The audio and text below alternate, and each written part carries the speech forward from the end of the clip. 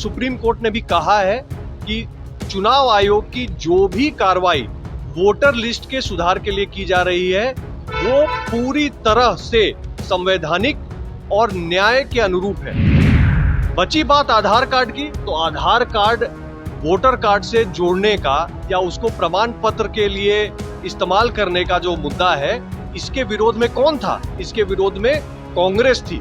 2015 में इसी चुनाव आयोग ने जब ये अभियान लाया था तो कांग्रेस और आरजेडी ने आधार कार्ड को आइडेंटिफिकेशन के रूप में इस्तेमाल करने का पुरजोर विरोध किया था। आज सुप्रीम कोर्ट ने भी 2025 में कह दिया कि वो होना है।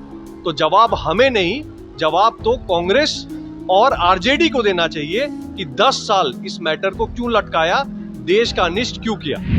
लॉ एंड ऑर्डर एक बेसिक नीड है सोसाइटी की और इस पे कोई टॉलरेंस नहीं होना चाहिए। ये पुलिस व्यवस्था का काम है कि वो कानून का राज स्थापित करके रखे और अगर इस पे फेलियर होगा तो इसके लिए पूरी तरह से पुलिस और प्रशासन जिम्मेवार है और उसकी खिंचाई होनी चाहिए। नमस्कार, न्यूज़ फॉर नेशन देख रहे हैं आप और मैं आपके साथ प्रार्थना। बिहार में विधानसभा के चुनाव है और चुनाव को लेकर के तैयारियां जोरों पर है। तमाम पार्टियां अपने अपने चुनाव प्रचार में लग गई है कि वो जनता तक पहुंच सके। इसी को लेकर के जहां बिहार में एक तरफ वोटर लिस्ट वेरिफिकेशन का कार्य जारी है, लेकिन वहीं दूसरी ओर विपक्ष जो है वो लगातार हमले करते हुए नजर आ रहा है सरकार पर और इलेक्शन कमीशन पर। विपक्ष का कहना है कि इलेक्शन कमीशन ये जो वोटर लिस्ट वेरिफिकेशन के लिए जो भी कार्य करवा रही है सब कुछ जनता के साथ एक धोखाधड़ी है और इलेक्शन कमीशन भी मिला हुआ है। लेकिन इसी बता दें कि जहां एक तरफ वोटर लिस्ट वेरिफिकेशन के कार्य को लेकर के मामला सुप्रीम कोर्ट में भी गया, लेकिन सुप्रीम कोर्ट ने कहा कि इलेक्शन कमीशन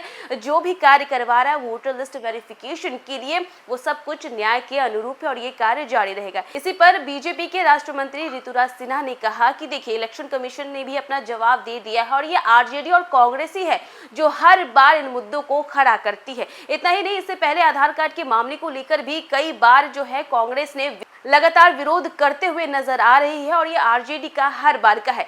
तो क्या कुछ कह रहे हैं बीजेपी के राष्ट्र मंत्री ऋतुराज सिन्हा, छोड़ जाते हैं आपको उनके तमाम बयानों के। अगड़ा पिछड़ा की इस लड़ाई का भुगतान भर चुका है, इसमें किसी का कल्याण नहीं।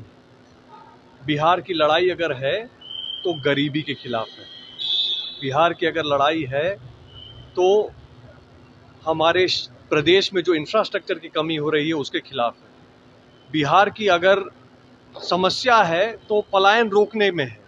बिहार की समस्या अगड़ा पिछड़ा में नहीं है और फिर से राजद उसी मुद्दे को, उसी घाव को कुरेद रहा है जो समाज के लिए एक अभिशाप है। चिराग पासवान को धमकी मिली है, लॉ एंड ऑर्डर बिहार में गिरते जा रहा है लगातार, तब बिहार के इस पर क्या? देखिए, मुझे इसकी पर्सनली जानकारी नहीं है, लेकिन मेरा जहाँ तक मानना है कि लॉ एंड ऑर्डर एक ऐसा विषय है जिसको पार्टी और पॉलिटिक्स दोनों से अलग रखना चाहिए। लॉ एंड ऑर्डर एक बेसिक नीड है सोसाइटी की और इस पे कोई टॉलरेंस नहीं होना चाहिए। ये पुलिस व्यवस्था का काम है कि वो कानून का राज स्थापित करके रखे और अगर इस पे फेलियर होगा तो इसके लिए पूरी तरह से पुलिस और प्रशासन जिम्मेवार है और उसकी खिंचाई होनी चाहिए। चुनाव आयोग का जो सुप्रीम कोर्ट का जो फैसला आया है सर, चुनाव आयोग को लेकर कि आधार कार्ड को भी सम्मिलित किया जाए राशन कार्ड को,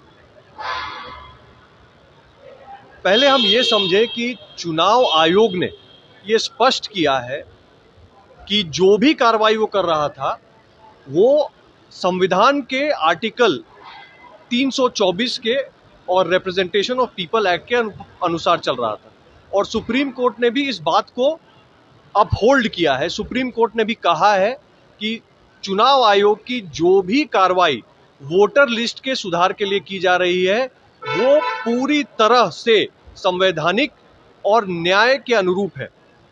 बची बात आधार कार्ड की, तो आधार कार्ड वोटर कार्ड से जोड़ने का या उसको प्रमाण पत्र के लिए इस्तेमाल करने का जो मुद्दा है, इसके विरोध में कौन था? इसके विरोध में कांग्रेस थी।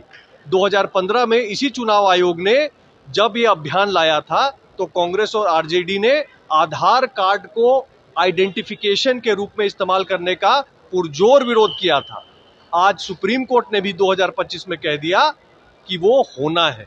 तो जवाब हमें नहीं, जवाब तो कांग्रेस और आरजेडी को देना चाहिए कि 10 साल इस मैटर को क्यों लटकाया, देश का अनिष्ट क्यों किया।